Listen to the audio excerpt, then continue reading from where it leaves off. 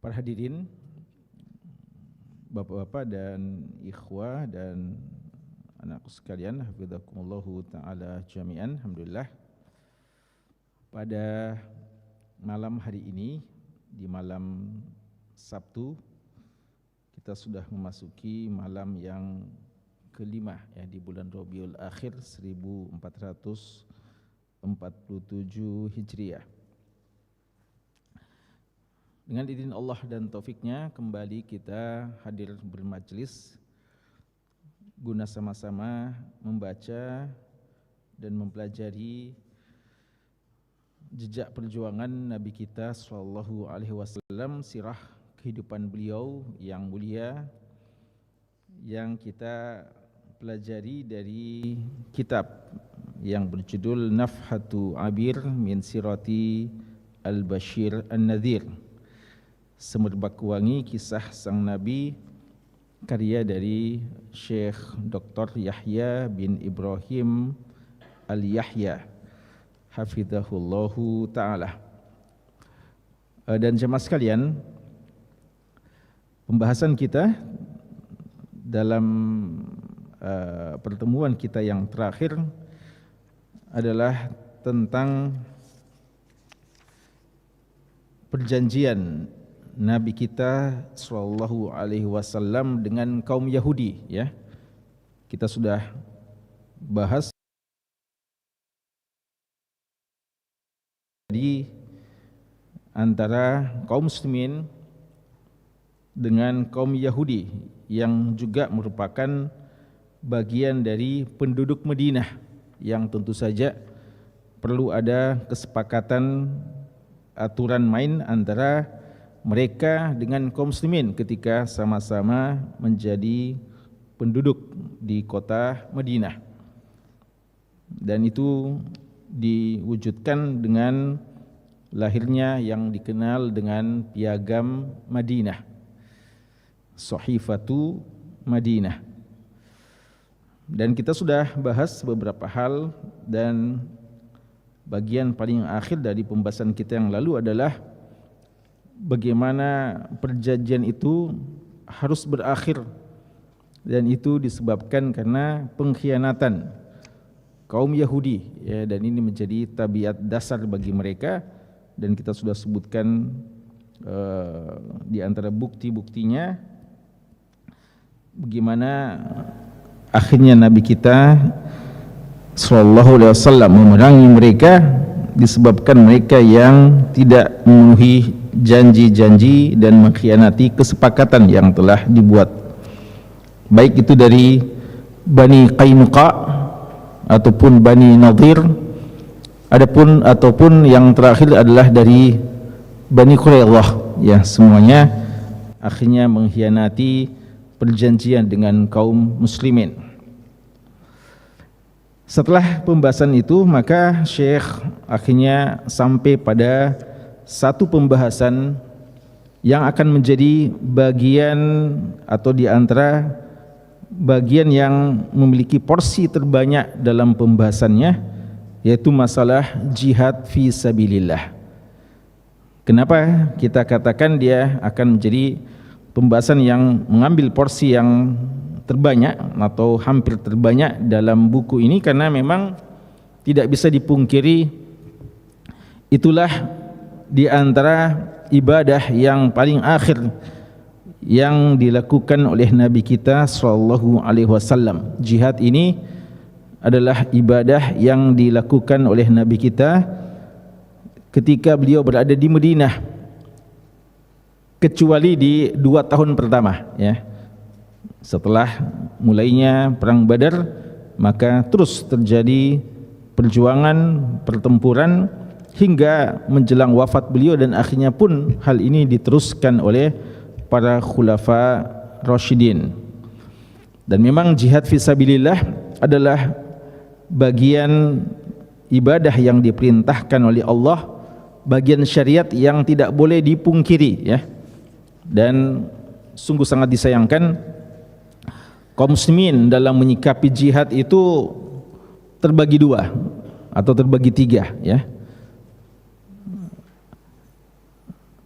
Pertama, mereka-mereka yang mengingkari jihad dalam makna yang asal ya. Makna jihad yang asal itu adalah pertempuran, yaitu mengerahkan semua potensi kita, mengorbankan jiwa dan harta untuk menegakkan kalimat Allah Subhanahu wa taala. Jihad dalam makna yang asal ini banyak diingkari oleh kaum muslimin atau sebagian kaum muslimin, di mana sebagian memandang bahwa hal itu tidak pantas untuk dibicarakan dan tidak pantas untuk digaungkan, karena ini menggambarkan sesuatu yang membuat mungkin sebagian orang takut terhadap Islam ya. Dan Islamophobia banyak muncul dengan persoalan jihad ya. Mereka anggap jihad ini satu kekerasan yang bertentangan dengan dakwah kedamaian yang senantiasa digaungkan oleh banyak orang. Padahal seandainya mereka tahu hakikat jihad dalam Islam, sangat jauh dari hal-hal yang mereka khawatirkan tersebut.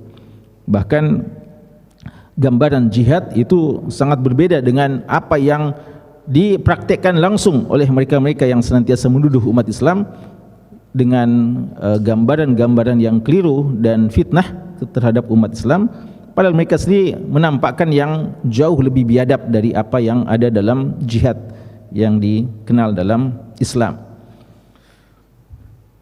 Dan mengingkari masalah jihad ini mengingkari bagian syariat Islam yang sangat banyak ayat-ayatnya dan hadis-hadisnya dalam Quran dan sunnah Nabi kita sallallahu alaihi wasallam. Ya, maka sebagian umat Islam begitu semangat berbicara tentang sholat, tentang puasa, zakat, haji dan hal-hal yang lainnya, lalu mereka mencoba untuk menghindari pembahasan tentang jihad. Padahal jihad ini, sebagaimana kata sebagian ulama kita, seandainya rukun Islam itu ada 6, maka tidak ada yang lebih pantas dijadikan rukun ke-6 melainkan jihad fi sabilillah.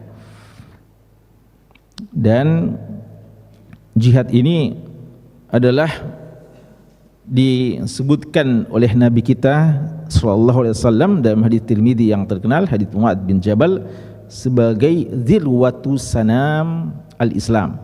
Ya, dia adalah puncak tiang bangunan Islam. Dia adalah puncak bangunan Islam.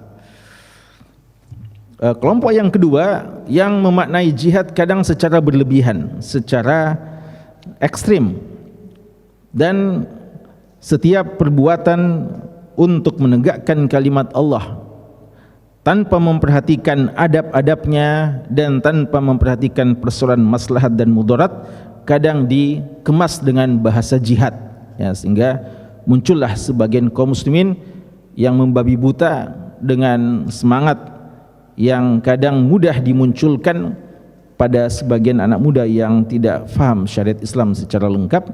Maka lahirlah orang-orang yang mengaku mengklaim sebagai mujahid padahal mendatangkan mudarat yang jauh lebih besar daripada manfaat.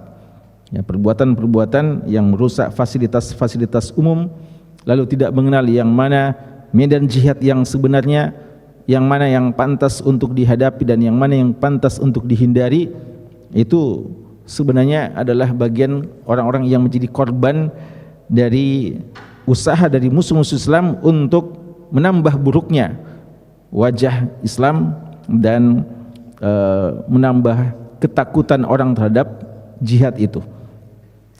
Ini yang kadang ya disematkan gelar-gelar terorisme umpamanya kepada sebagian kaum muslimin. Tentu saja banyak tuduhan yang tidak benar, tapi tidak bisa dipungkiri memang ada sebagian kaum muslimin yang berpemahaman dengan pemahaman yang keliru ya tentang makna jihad. Ini juga tidak tepat ya, ini juga perlu diluruskan. Dan yang ketiga, inilah pendapat yang benar tentang jihad, bahwa jihad adalah bagian syariat Islam yang mulia, perang suci.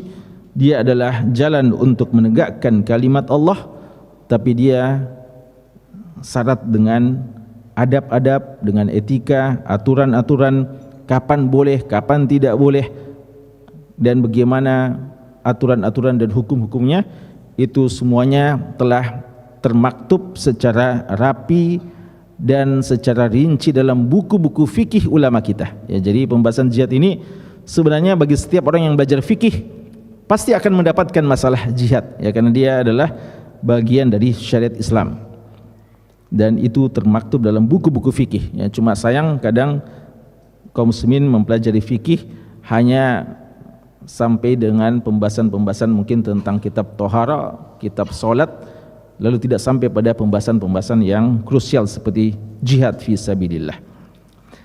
Jamaah sekalian,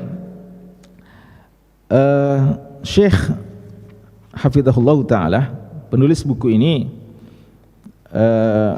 akan menjelaskan kepada kita tentang bagaimana kewajiban jihad. Lalu beliau akan mengangkat beberapa contoh jihad yang terjadi di zaman Nabi SAW. Dan ini seperti yang kita sebutkan menjadi bagian-bagian penutup dalam pembahasan kita. Ya, hampir dikata setengah ya dari pembahasan ini itu pembahasan tentang masalah jihad fisabilillah. Karena memang itulah di antara amalan yang terbanyak dilakukan oleh Nabi kita sallallahu alaihi wasallam di kota Madinah, ya, sampai beliau meninggal dunia. Kita akan lihat beberapa hal terkait dengan masalah ini. Fardu al-jihadi fi sabilillah. Ya, fadhal.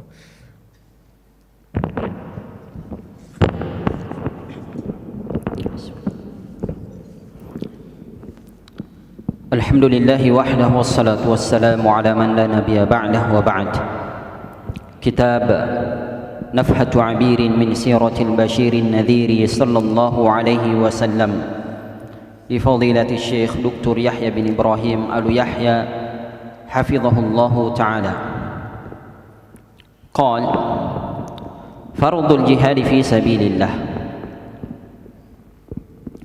لما هاجر رسول الله صلى الله عليه وسلم إلى المدينة وأيده الله بنصره وبالمؤمنين وألف بين قلوبهم ومنعته أنصار الله من الأحمر والأسود ومنحه أنصار الله من الأحمر والأسود رماهم المشركون عن قوس واحدة. فلما قوي المسلمون أذن الله تعالى لهم في القتال ولم يفرضه عليهم، فقال تعالى: أذن للذين يقاتلون بأنهم ظلموا وإن الله على نصرهم لقدير. وهي أول آية نزلت في القتال، ثم فرض عليهم قتال من قاتلهم، فقال تعالى: وقاتلوا في سبيل الله الذين يقاتلونكم ولا تعتدوا إن الله لا يحب المعتدين. ثم فرض عليهم قتال المشركين كافة، فقال الله تعالى: وقاتلوا المشركين كافة. Jamaah sekalian, kata Syekh, ketika Rasulullah SAW berhijrah ke kota Madinah dan Allah Subhanahu wa taala telah menguatkan beliau, menguatkan nabi kita dengan pertolongan dari Allah dan juga dukungan dari orang-orang beriman. Ya, kita sudah bahas beberapa waktu yang lalu bagaimana dukungan yang sangat luar biasa dari kaum Ansar terhadap nabi kita sallallahu alaihi wasallam yang menambah kekuatan beliau di samping dengan kekuatan yang telah ada sebelumnya dari kaum Muhajirin, ya, dari kaum Muhajirin. Dan Allah Subhanahu wa taala telah menyatukan hati-hati mereka. Dan ini isyarat, ya, bahwa jihad belum disyariatkan kecuali kaum muslimin telah memiliki kekuatan yang seperti ini. Ya, kaum muslimin sudah memiliki para sahabat-sahabat, atau Rasulullah telah memiliki para sahabat-sahabat, para pendukung yang memiliki ukhuwah yang sangat kuat di antara mereka. Ya, makanya kalau ukhuwah Islamiyah belum terjalin dengan baik, maka mustahil, ya, jihad itu bisa akan kita tegakkan. Ya, sebagaimana yang terjadi hari ini, ya, sebagian saudara kita berjihad dengan penuh kesungguhan dan sebagian yang lain membiarkan saja, atau justru kadang sebagian justru nyinyir, ya, memandang secara negatif dan mungkin menuduh saudara-saudaranya dengan tuduhan yang tidak pantas. Dan Allah Subhanahu wa taala telah memberikan pendukung-pendukung dari segala jenis, ya. Ada yang putih dari kalangan orang putih dan orang hitam, artinya semua sahabat menjadi pendukung dari dakwah ini tanpa melihat warna kulit, ya. Ada yang dari Habasyah, ada yang dari Persia, ada dari berbagai macam bangsa dan suku yang ada. Kemudian orang-orang kaum Quraisy yang telah melemparkan pada mereka qus wahidah, ya. Artinya mereka telah mulai untuk dihalang-halangi, ya, oleh kaum musyrikin. Lalu setelah umat Islam sudah kuat, Allah mengizinkan bagi mereka untuk berperang, ya, jihad dalam makna qital. Karena sebenarnya kata-kata jihad dalam Al-Quran sebelum turun ayat jihad bil qital itu telah ada, ya. Allah sudah menyebutkan dalam surat Al-Furqan umpamanya. Surat Al-Furqan ini surat Makkiyah, dan kita tahu dalam fase Mekah tidak ada sama sekali perang, tidak ada sama sekali jihad. Padahal sudah ada ayat tentang jihad dalam fase Mekah. Surat Al-Furqan, sepakat ulama kita, dia adalah surat Makkiyah. Di surat ke-25 ayat 52 ini, ya, Allah mengatakan fala tuti'il kafirin wajahiduhum bihi jihadan kabira. Ya, Allah katakan jangan kalian mengikuti orang-orang kafir, bahkan berjihadlah melawan mereka dengan jihad yang besar. Ini jelas perintah untuk jihad, tapi tidak pernah ada tercatat dalam sejarah perang di kota Mekah. Maka apa sebenarnya maksud jihad di ayat ini? Padahal Allah telah memerintahkan nabinya untuk berjihad. Abdullah bin Abbas radhiyallahu anhuma menyebutkan tafsirannya, fajahiduhum bihi wajahiduhum bihi jihadan kabira, ay jihad bil Quran. Berjihadlah melawan mereka dengan Al-Quran. Artinya perkuat dulu hubungan kalian dengan Al-Quran. Kuatkan dulu taklim, kuatkan dulu pengajaran, tarbiyah, kuatkan dulu keimanan mereka. Dan itu di masa itu adalah jihad yang terbesar. Makanya ketika sebagian sahabat ada yang kadang sudah tidak sabaran dan mengatakan kepada Rasulullah, gimana kok kita melakukan perlawanan? Rasulullah mengatakan lam nu'mar, ya, kita belum diperintahkan. Dan Allah mengatakan, ya, tentang mereka orang-orang munafik yang ketika dikatakan kufu aidiakum wa aqimus shalah, ya, waktu itu mereka cuma diperintahkan dulu kufu aidiakum, tahan dulu tangan-tangan kalian, tegakkan dulu salat, ya, jangan dulu ada yang melakukan perlawanan. Jadi ada jihad, tapi jihad dalam makna yang lain. Sekarang turun perintah Allah, atau ya kalau lebih tepatnya izin, ya. Karena kaidah dalam tafsir bahwa, dan ini juga kaidah fiqhiyah, al-amru ba'dal hazr yufidu al-izn, ya. Bahwasanya perintah setelah sebelumnya dilarang, maka itu faedahnya adalah izin.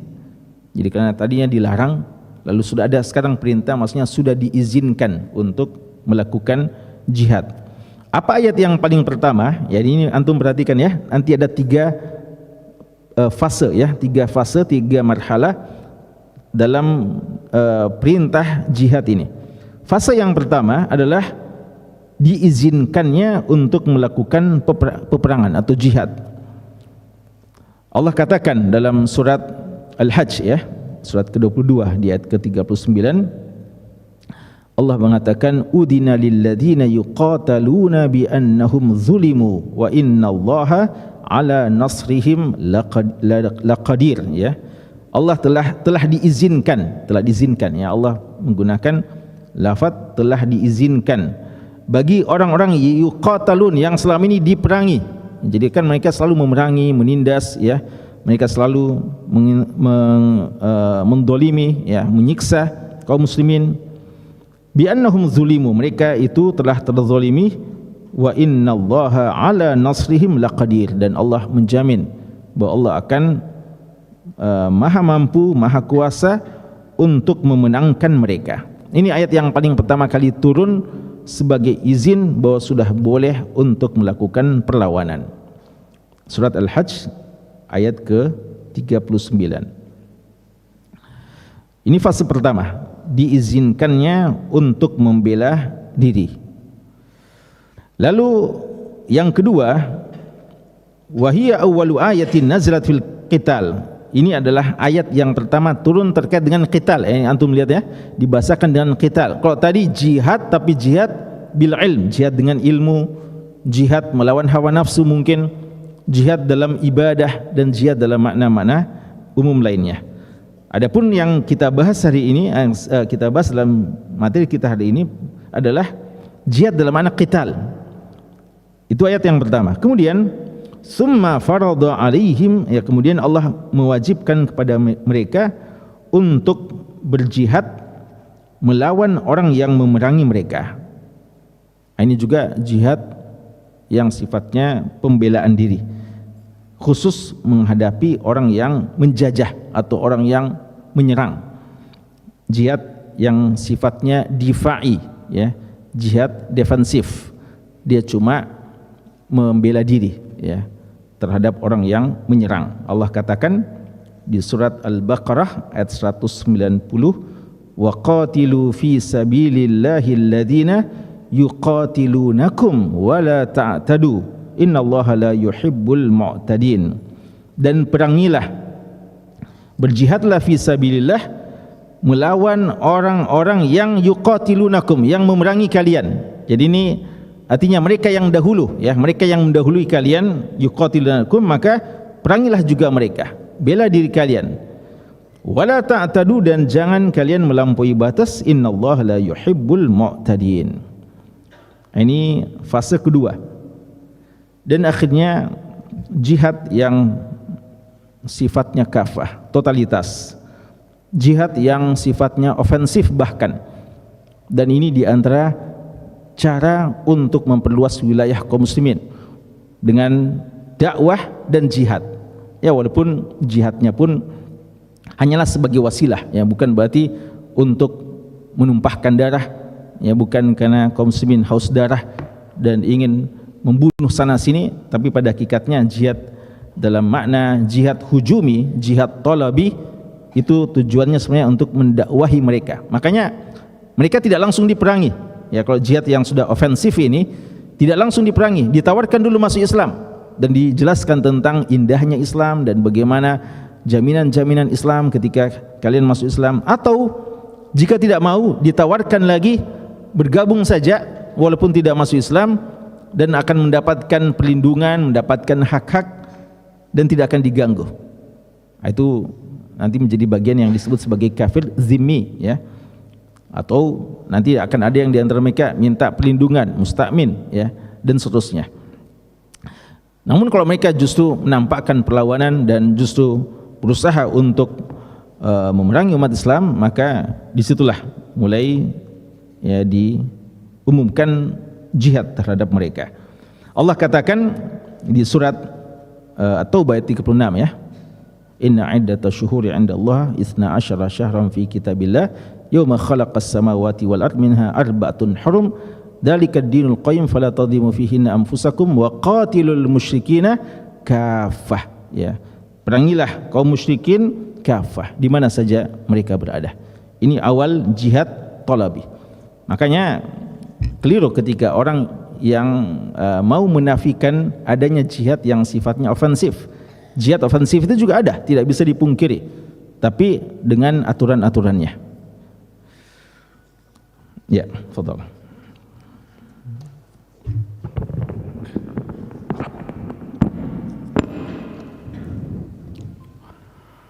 وكان رسول الله صلى الله عليه وسلم يشاور أصحابه في أمر الحرب وكان يبعث البعوث ويرسل الطلائع والعيون ليطلع على حقيقة أمر العدو وكان إذا أراد غزوة ورى بغيرها وكان يبايع أصحابه في الحرب على ألا يفروا وربما بايعهم على الموت وكان يرتب الجيش والمقاتلة وكان يلبس للحرب عدتها وربما ظاهر بين درعين كما فعل يوم بدر وكان إذا لقي عدوا دعا الله واستنصره وأكثر هو وأصحابه من ذكر الله والتضرع له وكان الصحابة إذا اشتد البأس اتقوا برسول الله صلى الله عليه وسلم ويكون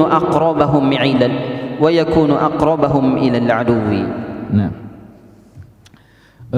kemudian bagaimana Nabi kita sallallahu alaihi wasallam ketika ingin melakukan peperangan, ya. Jadi tidak sembrono, tidak membabi buta, tidak asal-asalan, tidak sekedar dikuasai oleh rasa keinginan membela diri atau bukan sekedar semangat belaka, tapi penuh dengan perhitungan, ya. Dan beliau sendiri mengatakan al-harbu khuda'ah, ya. Peperangan itu di dalamnya ada tipu daya, tipu muslihat dan adu strategi. Makanya beliau di sini Syekh katakan adalah Rasulullah sallallahu alaihi wasallam, beliau mengajak sahabatnya untuk bermusyawarah. Ya, jadi di antara bahan musyawarahnya adalah ketika akan melakukan peperangan fi amril harb. Dan beliau juga sebelum berperang, beliau kadang mengutus utusan-utusan dan pasukan-pasukan kecil dan juga kadang mata-mata untuk melihat dan memperhatikan bagaimana hakikat dari musuh, ya, bagaimana kekuatan mereka dan apakah ada yang akan membantu mereka dan bagaimana dengan persenjataan mereka dan seterusnya. Nah, itu Nabi kita telah melakukan beberapa muqaddimah, ya, beliau mengutus, dan ini satu strategi yang luar biasa dan sekaligus menjelaskan bagaimana tanzim yang beliau ajarkan kepada sahabatnya, dan ini juga beliau telah lakukan dalam dakwah-dakwah beliau di kota Makkah, ya. Kita tahu bagaimana yang kita pelajari sebelumnya, bagaimana dakwah beliau secara sembunyi-sembunyi, lalu nanti dakwah yang jahriyah, lalu bagaimana ketika beliau mau mengatur hijrahnya. Ini satu pengaturan yang sangat rapi yang diajarkan oleh Nabi kita sallallahu alaihi wasallam. Dalam perang juga beliau melakukan hal yang sama.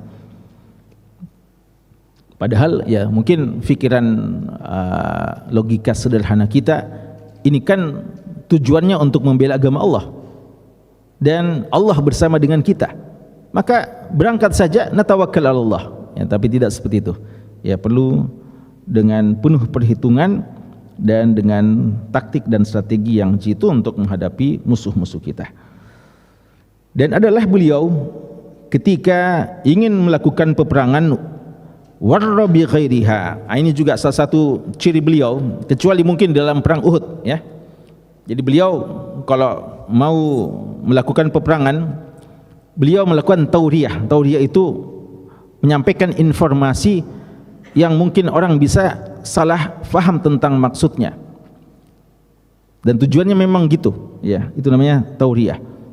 Ya, seperti Nabi Ibrahim waktu bilang ketika diajak untuk menyembah berhala, beliau bilang saya sakit, ini saqim. Bukan sebenarnya sakit fisik, tapi saya sakit maksudnya saya tidak mampu, tidak kuat untuk pergi menyembah berhala, ya. Ini saqim. Atau seperti beliau bilang sama ukhti, ya, dia bilang ukhti, yang dimaksudkan apa? Sarah waktu itu, ya. Disangka saudarinya, padahal istrinya sebenarnya. Itu namanya tauriyah.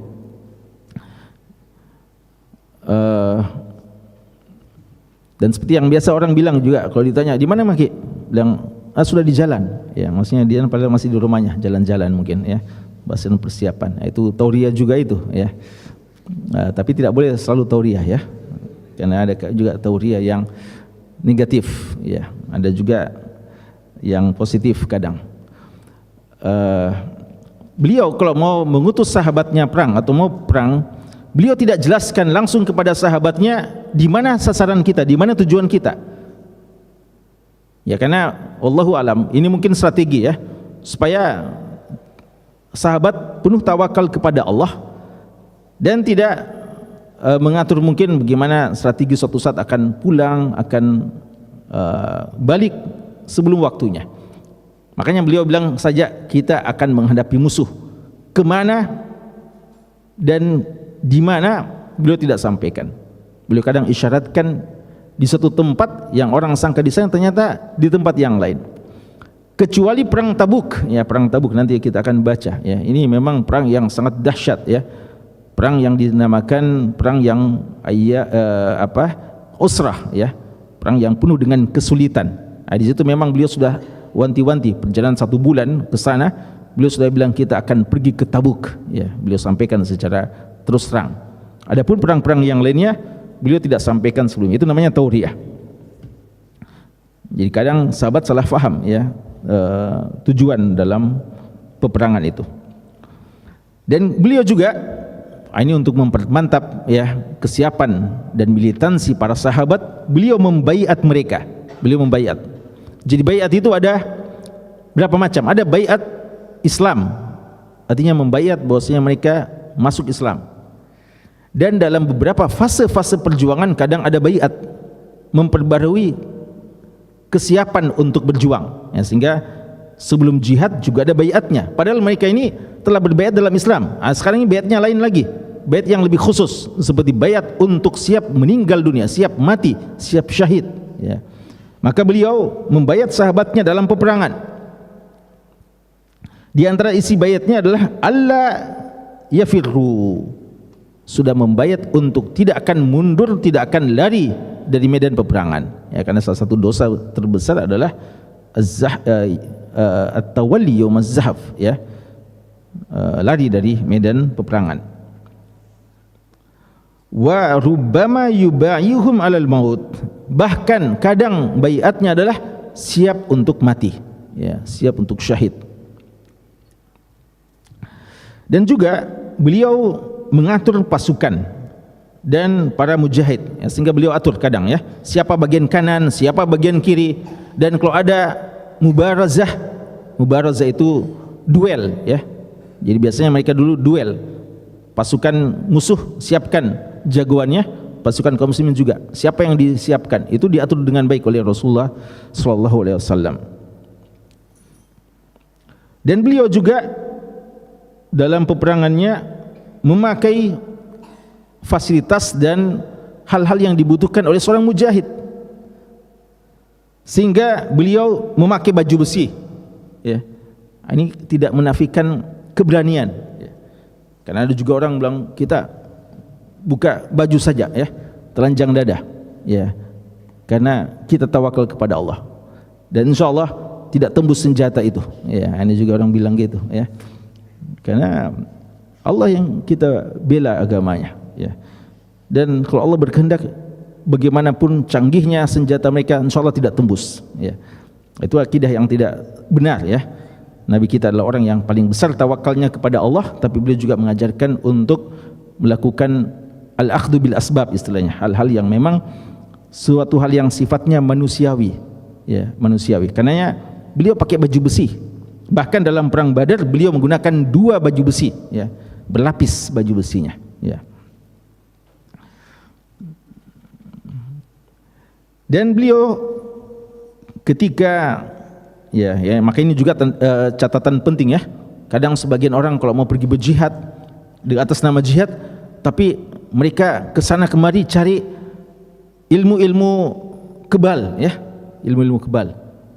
Kadang mandi untuk bisa mendapatkan ilmu kebal. Itu semuanya syirik, ya, hal yang tidak boleh, yang bisa menodai kesucian jihad ini. Tidak boleh ada yang seperti itu. Kalau terluka, ya itu resiko. Nabi kita saja terluka, ya. Dan sebagian hamba-hamba Allah, sahabat-sahabat Rasulullah sampai syahid. Kemudian beliau jika ketemu dengan musuh, ini juga di antara bentuk tawakul kepada Allah. Kalau ketemu dengan musuh, beliau berdoa kepada Allah Subhanahu wa taala, iltija kepada Allah. Dan nanti kita akan baca dalam kisah perang Badar, ya, bagaimana beliau begitu khusyuknya berdoanya pada saat akan memulai peperangan, ya. Beliau bertawassul kepada Allah, beliau bertawassul dengan nama-nama Allah Subhanahu wa taala, ya, dan meminta kepada Allah dengan penuh harap dan penuh khusyuk kepada Allah Subhanahu wa taala. Minta pertolongan dari Allah, karena wa man nasru illa min indillah, ya.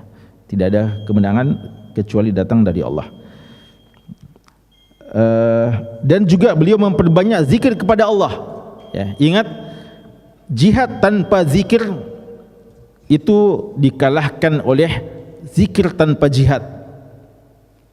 Makanya kenapa dalam sebagian hadis Tirmidzi, hadis Sunan dan yang lainnya, Rasulullah sampai mengatakan, ala adullukum, apakah kalian mau saya sampaikan amalan yang azkaha inda malikikum, yang paling suci di sisi Allah dan lebih afdal daripada min infaqi az-zahab wal wariq, lebih afdal daripada berinfak dengan emas dan perak, dan lebih afdal daripada antalqau aduwakum fatadribu a'naqahum wa yadribu anaqakum, dan lebih mulia daripada kalian bertemu dengan musuh, kalian menebas leher mereka atau mereka yang menebas leher kalian. Apa itu amalannya? Rasulullah bilang zikrullahi azza wajalla, zikir. Ternyata dikatakan zikir lebih afdal daripada jihad. Gimana ini? Ibnu Qayyim rahimahullah ta'ala dan beberapa ulama mencoba mengkompromikan, ya. Akhirnya berkesimpulan bahwa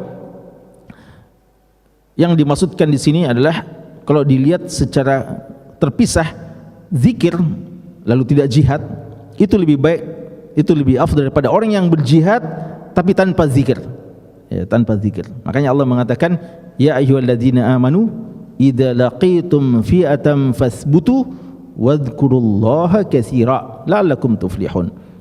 Ya, jadi ketika ketemu dengan musuh, Allah menyuruh kita memperbanyak zikir, ya, memperbanyak zikir. Jadi disuruh untuk memperbanyak zikir kepada Allah Subhanahu wa taala. Wat tadarru, dan dengan penuh merendahkan diri di hadapan Allah Subhanahu wa taala. Dan ini juga satu hal yang merupakan keteladanan yang Allah katakan, laqad kana lakum fi Rasulillah uswatun hasanah. Ya, Allah sebutkan uswatun hasanahnya Rasulullah adalah masalah konteks jihad dalam surat Al-Ahzab. Apa itu? Sebagaimana yang dikatakan oleh sebagian sahabat, Anas bin Malik mengatakan Rasulullah kalau perang itu beliau yang paling dekat dengan musuh. Dan Ali bin Abi Thalib radhiyallahu anhu mengatakan, jika sudah berkecamuk perang dengan dahsyatnya, kami berada di belakang Nabi sallallahu alaihi wasallam, ya. Padahal Ali ini yang bicara, ya. Ali yang merupakan jagoannya para sahabat dalam duel, ya, selalu yang dikedepankan dalam duel, tapi beliau bilang kalau sudah begitu besarnya jihad, ya, api peperangan sudah berkobar dan begitu dahsyatnya ketemu dengan musuh, ya, mereka justru berada di belakang Rasulullah, menjadikan Rasulullah sebagai tameng bagi mereka. Ya, terakhir. وكان إذا ظهروا على قوم أقام بأرصتهم ثلاثا ثم قفل وكان يتخلف في ساقتهم فيعين الضعيف ويردف المنقطع. قال محمد بن إسحاق كانت غزوات رسول الله صلى الله عليه وسلم التي خرج فيها بنفسه 27 وكانت بعثه وسراياه 38 ومن أشهر غزواته صلى الله عليه وسلم بدر وأحد والخندق والحديبية وخيبر وفتح مكة وتبوك. Ya. Dan kadang beliau sallallahu alaihi wasallam ketika menghadap kaum, beliau berada di tengah-tengah mereka, di hadapan mereka, dilihat oleh mereka selama 3 hari. Beliau mentampakkan dulu, kemudian beliau balik, ya, dengan strategi yang lain. Dan kadang beliau berada di sebagian posisi-posisi dari pasukan untuk membantu yang lemah, ya. Kadang-kadang juga ada ikut terpaksa harus diikutkan wanita, orang tua, walaupun tidak langsung dalam jihadnya, tapi mungkin membantu dalam persoalan logistiknya, persoalan-persoalan yang lain. Dan kadang beliau membonceng orang-orang yang tidak memiliki kendaraan, ya. Terakhir di sini dikatakan Muhammad bin Ishaq Sahibul Maghazi wa Siyar, beliau mengatakan jumlah peperangan ghazwah, ya, ini bahasakan, bedakan antara ghazwah dan sariyah. jumlah ghazwah, jumlah peperangan yang langsung dipimpin, langsung diikuti oleh Nabi SAW adalah jumlahnya 27 peperangan yang langsung dihadiri dan dipimpin oleh Nabi SAW. Adapun utusan-utusan sahabat yang diutus untuk berjihad yang dikenal dengan saraya, itu jumlahnya 38 ya, 38. Nah, ini kalau 27 saja, yang 27 padahal beliau sudah nanti berjihad di tahun kedua Hijriah dan beliau wafat di tahun ke-11 Hijriah. Artinya sekitar 9 tahun beliau berjihad dengan jumlah 27, artinya dalam satu tahun itu 3 ya. Jadi 9 tahun 27, dalam satu tahun paling tidak 3 kali beliau melakukan jihad fisabilillah. Dan kadang mungkin sebagian tahun lebih sedikit dan sebagian lebih banyak, tapi rata-ratanya seperti itu ya, rata-ratanya seperti itu. Dan di antara jihad beliau yang terbesar adalah perang Badar, perang Uhud, perang Khandaq, perang Hudaybiyah, perang Khaybar, Fathu Makkah dan Tabuk. Dan ini semuanya yang akan diterangkan oleh Syekh. Diangkat beberapa cuplikan kejadian-kejadian episode jihad beliau dan beberapa pelajaran-pelajaran yang penting yang kita ambil ya. Maka kalau sekalian, bagi orang yang mempelajari sirah ya, dia tidak akan terlepas dari pembahasan perjuangan jihad fisabilillah ya. Makanya suatu hal yang sangat ironi ya, ketika ada orang yang mau mengingkari jihad dan mencoba menghindari jihad, padahal mereka begitu getol ingin untuk mempelajari sirah Nabi, selalu mau mempelajari tentang kehidupan Nabi SAW. Beliau bukan sekedar seorang kepala rumah tangga, bukan sekedar pemimpin di tengah masyarakat yang menunjukkan kedermawanan dan sifat-sifat yang sangat mulia dalam interaksi dengan sesama manusia, tapi di antara hal yang perlu kita pelajari bagaimana beliau memimpin pasukan, bagaimana beliau memimpin jihad dengan sahabat-sahabatnya dan menghadapi musuh-musuh Islam yang memang tidak akan pernah berhenti untuk memadamkan cahaya agama Allah Subhanahu wa taala. Ya, insyaallah kita akan lanjutkan dalam pertemuan yang berikutnya. Wallahu taala alam, sallallahu ala nabiyina Muhammad wa ala alihi washabbihi wasallam. Walhamdulillahi rabbil alamin.